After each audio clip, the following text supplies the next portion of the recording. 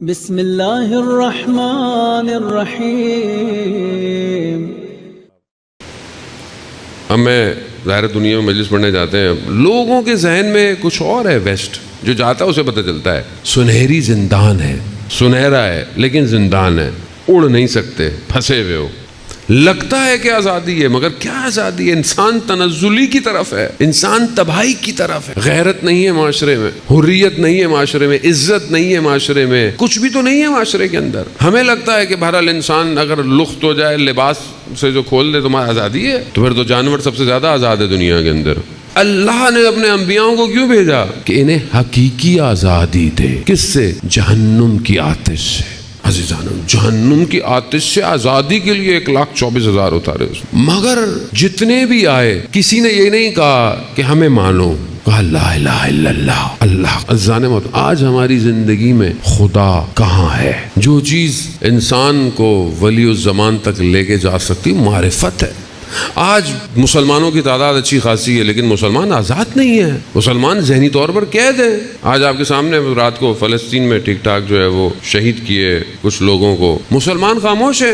آپ مسلمانوں کی تعداد دیکھیں دنیا میں کتنی ہے، مسلمان ملکوں کی تعداد دیکھیں دنیا میں کتنی ہے، مگر ایک عنکبوت کے گھر کے برابر ہے وہ۔ عنکبوت کا گھر خدا قرآن میں کہتا ہے کہ کمزور گھر ہے، کچھ بھی نہیں کر سکتے، کچھ آج تک کر ہی نہیں پائے، بلکہ الٹا تعلقات اچھے کرنے کے چکر میں لگے ہوئے ہیں۔ دجال اپنا پلان لے کر آہستہ آہستہ کیا دکھاتے ہیں؟ کیوں تعلقات لوگوں کو اچھے کرنے، کیوں ملک ان رواسم کو بڑھانا چاہتا ہے؟ ہم تمہارا اکنامکس اچھی کریں گے، ہم تمہیں یہ دیں گے، ہم تمہیں وہ دیں گے۔ دجال کا کیا کام ہے؟ دجال جنت دکھائے گا جو کہ اصل میں جہنم ہوگی، اور جہنم یعنی جنت ہوگی۔ دجال کیا ہے؟ دجال دو دجال ہیں۔ ایک دجال وہ ہے جو فزیکل شخص، ایک دجال فتنہ ہے، وہ آج پوری دنیا کو اپنے اندر لیے ہوئے کھینچے ہوئے، کہیں لالچ سے، کہیں اس سے، اور کہیں اس نے آپ کو سامنے اتر گیا ہے۔ وہ دجال آپ کے سامنے ہے۔ ظاہری طور پر آپ دیکھتے ہیں کہ جو نیون سٹی بن رہا ہے، جو اس طرف جہاں پہ سعودی عرب والے بھی جو ہے وہ ویزا لے کے جائیں گے، ٹھیک ہے، ٹیکنالوجی کی ہائپ ہے اس کے اندر، یعنی دنیا کا latest technology, latest architecture, latest design, جو کچھ ہو سکتا ہے وہ اس پٹی کے اوپر دنیا بنایا جا رہا ہے۔ وہ ایک ایسا ملک ہوگا کہ جس کے لیے باقاعدہ پاسپورٹ بھی الگ ہے، سب کچھ الگ ہے، حالانکہ ایک چھوٹی سی جگہ ہے، اس کو بہترین دنیا بنا کر خوب کیا دکھا رہے ہیں کہ یہاں تمہیں سب کچھ ملے گا۔ 170 کلومیٹر پر صرف ایک لائن ہے جس کی وڈتھ اتنی ہے، اس پر پوری بلڈنگیں ہیں، اس کے اوپر آپ دیکھیں، اگر آپ اس کو دیکھیں یوٹیوب پہ جا کر، وہ کیا ہے، وہ کس جگہ بنایا جا رہا ہے، سامنے کیا ہے، کس کے انتظار میں بنایا جا رہا ہے؟ دجال تیاری کر رہا ہے، وہ اپنی تیاری کر رہے ہیں۔ یہاں مسلمان تو ویسے ہی فارغ، ٹائم ہی نہیں ہے، ہمیں تو فرصت ہی نہیں ہے، ہم لوگوں کیا دشمن کیا کر رہا ہے۔ مجھے پتا ہے میرا تو ٹائم شارٹ ہی ہے ویسے اتنی باتیں کر کر کے، لیکن کم از کم آپ تو بیدار ہو جائیں عزیزان محترم، پتہ تو ہو کہ ہونے والا کیا ہے۔ وہ جنت، ظاہری جنت لے کر اتر رہا ہے، جو شدات لے کر آیا ہے، جنت ہے نا، جنت بناؤں گا میں، کیا ہے وہ سب دنیا میں دینا چاہ رہا ہے۔ خوب خوف کس کا ہے؟ جب قرآن واضح کہہ رہا ہے کہ فلانے فلانے تمہارے دشمن ہیں، کچھ بھی نہیں، ان سے دوستی کا کوئی فائدہ نہیں ہے، اور پریکٹیکلی، عقلی، لاجیکلی، ہسٹوریکلی، فزیکلی، جیوگرافیکلی آپ کو نظر آ رہا ہے کہ یہ ظالم ہے، انہوں نے قبضہ کیا ہے، یہ ظلم کرتے ہیں، انہوں مارتے ہیں، نہتے بچوں کو مارتے ہیں، اور دنیا خاموش خاموش۔ آج جان کو خطرہ، خدا کو نہیں پہچانا۔ جس نے خدا کو پہچانا وہ کربلا میں تھوڑی، وہ کربلا میں اپنی جانوں کو دے رہا تھا۔ ادھر کیا تھا کو کمپیئر کریں تاریخ سے۔ ابن زیاد نے کیا بولا عمر ابن سعد لعین کو؟ خوب تمہیں شہر رے کی حکومت دیں گے۔ کیوں کہا؟ شہر رے کی اس وقت زمین اچھی تھی، زرخیز تھی، گندم اچھی تھی۔ اس کو کس کی لالچ تھی؟ نابینا تھا، امام کو نہیں جانتا تھا، امام کو دیکھ رہا تھا، کس چیز کے عوض اس نے امام کو بیچ ڈالا، مگر ہوا کیا؟ پاگل ہو گیا، ایک ہی سال کے اندر مر گیا، نہ وہ ملا نہ کچھ بھی نہیں ملا۔ تو آج دنیا اور یہ مسلمان ملک جو یہ سمجھ رہے ہیں کہ حالات اچھے ہو جائیں گے، اکنامک اچھی ہو جائے گی، ہم سب اچھا ہو جائے گا، کچھ اچھا نہیں ہونے والا، کچھ بھی نہیں ہوگا۔ جب اللہ کے فرمان کو پیچھے چھوڑ کے آگے جاؤ گے تو کہاں چلو گے تم؟ اور اگر 4 دن زندگی کے تمہیں اچھے مل بھی جائیں تو قیامت میں خدا کی بارگاہ میں کیا جواب دو گے؟ کربلا۔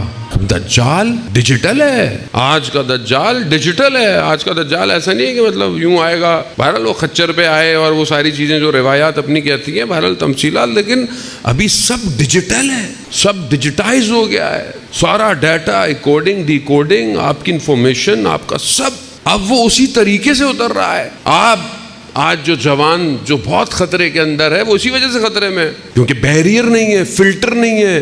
ہمارے ملک میں سب کھلا ہوا ہے، کوئی فلٹر نہیں ہے، کوئی گورنمنٹ کی طرف سے کوئی کسی چیز ریگولیشن ہے ہی نہیں، سب آزاد ہے، جو دل چاہے دیکھے، جو دل چاہے سرچ کرے. پورے حالت دوسرے ملک جو خدا کو اتنا یقین نہیں مانتے لیکن اپنی قوم کے لیے انہوں نے فلٹر لگائے ہوئے. فلانا بچہ اتنی دیر سے زیادہ گیم نہیں کھیل سکتا جاپان کے اندر، فلانی اپلیکیشن وہاں نہیں چلتی ہے. چائنا اپنی اپلیکیشن لے کے بیٹھا ہوا ہے، وہ نہیں دیکھنے دے رہا، اپنے بچوں کی حفاظت کر رہا ہے. بہت سارے ایسے ملک ہیں دنیا کے اندر. ہمارے ہاں سب آزاد ہے. کیوں؟ کیونکہ مسلمان ہیں، کیونکہ وہ دشمن جانتا ہے آپ کے اندر پوٹینشیل کتنا ہے. یہ قوم بیدار ہو گئی تو یہ ولی خدا کے ساتھ کھڑی ہوئی ہوگی. اس کو سمجھیں عزیزان محترم، خدا کا ذکر صرف زبان سے نہیں ہے، خدا کا ذکر انسان عمل سے کرتا ہے. جوان اپنے وجود کو پہچانے کہ خدا نے اس کو یہ نعمت دی ہے، اس کا وہ سوال کرے. ایسے ایسے جوان بہرحال تاریخ میں گزرے کہ جنہوں نے اپنی جوانی کی قدر کی. قرآن جو قصے بیان کر رہا ہے وہ صرف اس لیے نہیں کہ ہم لوگ صرف بس اپنے ذہنوں کو مشغول کر لیں. وہ جوان کہیں اپنی نماز کی حفاظت کے لیے، کہیں اپنی ایک آنکھ کی حفاظت کے لیے، اگر جوان سمجھ لے کہ اللہ نے اسے کتنا خزانہ دیا ہے تو وہ کبھی بھی اپنے وقت کو، اپنے نفس کو نہیں بیچے گا. عزیزان محترم، کیوں ولی الزمان اپنے زمانے میں اکیلے رہ گئے؟ کیونکہ امت نہ پہچانی امام کو. 14 سال ایک امام زندان میں. کہاں ہے شیعوں ہی کی وجہ سے امام نے اپنے آپ کو زندان میں. شیعہ بچ جائیں، کوئی سامرا میں گھر میں قید ہے، کوئی کہاں ہے، کیوں نہیں پہچانے؟ اب وہ ٹائم آ گیا ہے کہ ہم اپنے امام کو پہچانیں، اور جب تک نہیں پہچانیں گے یہ ظلم ستم ہوتا رہے گا. یہ آپ خاموشی سے دیکھتے رہے، کیا خبر سنی کان سے نکل گئی، کیا ہوا، اتنے شہید ہو گئے، اتنوں کو مار دیا، اتنوں کو فلسطین میں مار دیا، اتنے 100 بچے یمن میں مر گئے، اتنے خوب آپ سنتے رہے. آپ کو کیا ہے، آپ کے بچوں کو تھوڑی کچھ ہو رہا ہے. بیدار اپنے وجود سے. کربلا یہی ہے، کربلا آپ کو یہی تو سکھاتی ہے کہ اپنے زمانے کے ظالموں کو پہچانو. کربلا صرف اس لیے نہیں کہ آپ آئیں گریہ کر کے گھر چلے جائیں، نہیں.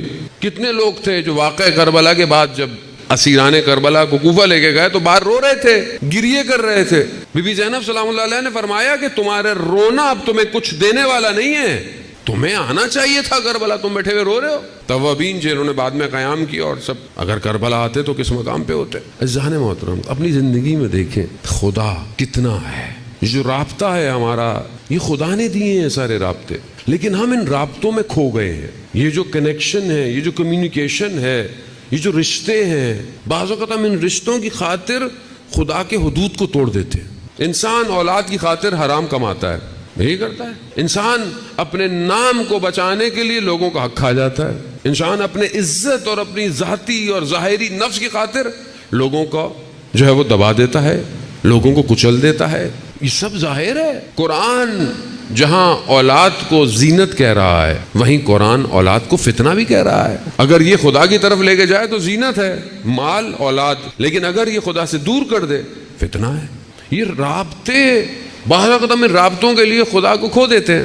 مثال کے طور پر آپ کسی سے لڑائی ہو گئی، کسی سے نفرت ہو گئی، کسی نے آپ کے ساتھ کچھ کہہ دیا، آپ دشمن ہو جاتے ہیں، جبکہ آپ جانتے ہیں کہ دنیا تھوڑی دیر کی ہے. یہ رابطہ بھی تھوڑی دیر کا ہے. چاہے آپ کا سگا بھائی ہو، سگی بہن ہو، لوگ دشمن ہو جاتے ہیں، لیکن آپ یہ نہیں سوچ رہے کہ خدا ان رابطوں کے ذریعے سے میرا امتحان لے رہا ہے، خدا مجھے دیکھ رہا ہے. یہ رابطے تھوڑی دیر ہیں. جہاں آپ مر گئے وہاں آپ کا نام ختم ہو گیا. لوگ یہ نہیں بولیں گے کہ صدر تھا، پریزیڈنٹ تھا، CEO تھا، لوگ کہیں گے مردہ پڑا ہے، مردہ ہے. پروردگار مرتے ہی انسان سے اس کی شناخت چھین لیتا ہے. یہ سب ٹیمپریری رابطے ہیں، اصل رابطہ پروردگار ہے. میں اگر کسی سے اچھا کروں خدا کے لیے. آپ ائمہ علیہ السلام کی زندگی کے اندر دیکھیں، مولا کائنات جنگ ہے، اور جنگ کے اندر آپ سچویشن دیکھیں، دشمن کے اوپر آ کے بیٹھ گئے اور بس دشمن زیر میں تھا، اس نے اہانت کی، گستاخی کی، امام کھڑے ہو گئے، امام ٹہلنے لگے.